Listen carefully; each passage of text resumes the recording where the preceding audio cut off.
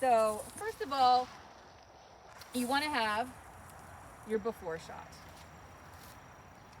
Oh, here's my phone. My phone has a nice camera, so gonna take a little before shot. And you want to make sure your after shot is from the same angle to have the best kind of impact. Now you'll note that this is facing away from the sun, so it's kind of hard to read. But we are going to, if you shine your flashlight this way, you can see it better. This has a lot going on here. You can see we have a dove. We have the sun and the rays coming out of the sun. You have these gates symbolizing going through the heavenly gates. You have a scroll that has something written on it, and that will become more visible as we do more of the cleaning. And then we have born December 1st, 1842, died, we'll find out. And then of course you have your epitaph, which you can see how much better you can see it in this flashlight light. So that's going to show up really nicely. You have this scroll pedestal top here that has the name Sampson Harlan, and it also has some scroll work on the side. Is there anything on the back? No. Doesn't appear to be anything on the back, although you can tell from this line that this probably had fallen over at some point and was submerged in the ground. So I don't know how much of that we're going to be able to erase today, but just a gentle, I'm not shoving with all my might. Pretty sturdy. All right then. So, we've done our prep stuff, and I have a couple flashlights in my bag. I flung my glasses into it. Yeah. This is my daughter's. It's not I don't have one for every season. It's just my daughter. Okay. Gloves on. Sometimes you might want to, like before you put your gloves on, feel.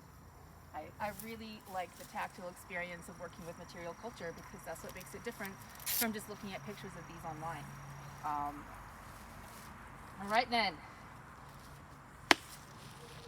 So first, we want to drench the stone. Pump. All over. We're just going to drench it.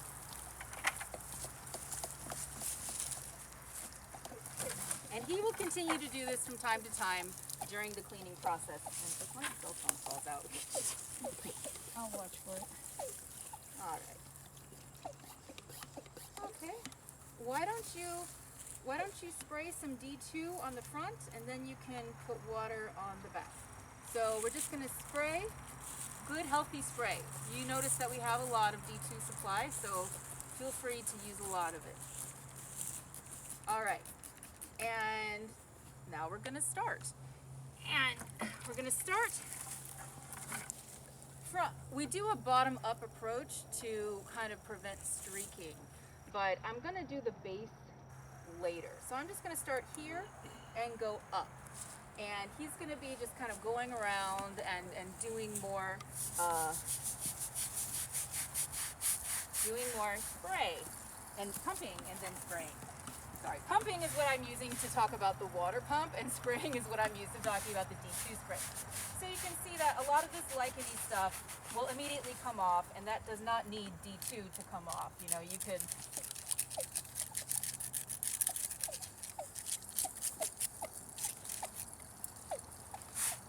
already you can breathe deep the biological solution smell. It's okay, it doesn't have any long term. We've done these workshops before, we're okay. But yeah, you can see you might need a little bit of brushing and scraping. Remember, don't scrape with anything harder than a bamboo stick. But one thing I want to show you is, again, for those hard to read inscriptions, if you can fill up the inscription with your D2 thuds, then sometimes you can read it better than you can with the other tricks. There's also another trick when the sun is shining behind the stone, if you have better access to sunlight, which we kind of don't because there's so many trees. But it requires getting like one of those mirrors that you put on your closet door, and you just get from Walmart for $6 or something. And if you can hold it and angle it so that the light will shine off of that, then that's another good way. If your purpose is documentation and getting that really good photograph and reading every single word on it. So that's another tool. We just don't drive around with one of those things in the back. All right, so I'm working my way up. And just kind of little circular motions. Now, the D2 is best for the black mold. It's not necessarily here to immediately kill this kind of mossy stuff, but it will. But sometimes it might be best to just kind of okay. There you go.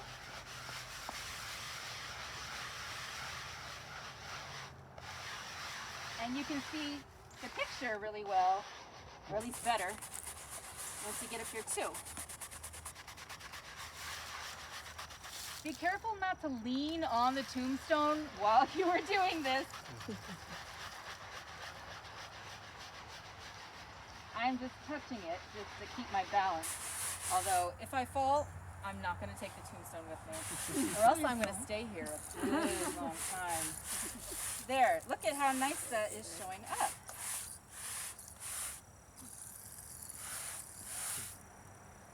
So now we can see a death date of 1960. Oh, we're getting close. No, it's not 1960, it's 1915. Right? Right? Could be. 16.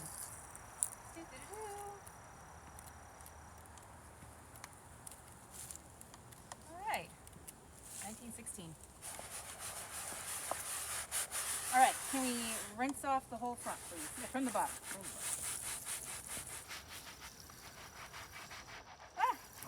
Whatever. Whatever. Okay. And I'm really curious to see how this is going to work on this orangey stuff, and it looks like it's going to work sort of fine. Now, sunlight helps the D2 work. It helps bake the stuff right out. So, obviously we can't move the tombstone, but when you're done, the sunlight that shines on it at various times during the day will also help the D2 work through. So, yeah, I've just done one pass through, and already we're looking better. I'm probably going to wash this, do another pass through, and then you want to rinse it off. And then after it's all rinsed, you can either give it one final spray of D2 and walk away, or you can pour your bucket water, because once I do this, my bucket water is a mixture of water and D2, so you can do one last pour when you're done. You don't want to waste this good stuff. Hi, Susan!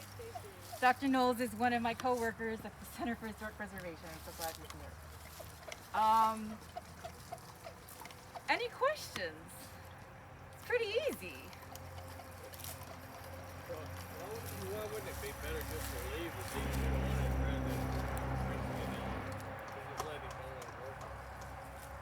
Well, you can certainly do that. Sometimes it's better to help the D2 work by scrubbing it in, and it also gets those bits and stuff that are on the tombstone.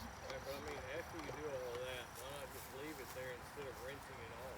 Because to prevent streaking. If this weren't, if you brush it and you don't rinse the brush marks off, it'll streak and it might stain it.